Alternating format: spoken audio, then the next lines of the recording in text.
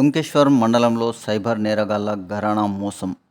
డొంకేశ్వర్ మండలంలోని గంగాసముందర్ గ్రామానికి చెందిన రైతు ముత్యంరెడ్డి సెల్ఫోన్కు సైబర్ నేరగాళ్లు ఓ లింకును పంపడంతో రైతు ముత్యంరెడ్డి ఆ లింకును ఓపెన్ చేసి చూడగానే రైతు ముత్యంరెడ్డి బ్యాంకు ఖాతా నుండి 4,16,800 రూపాయల నగదును మాయం చేశారు.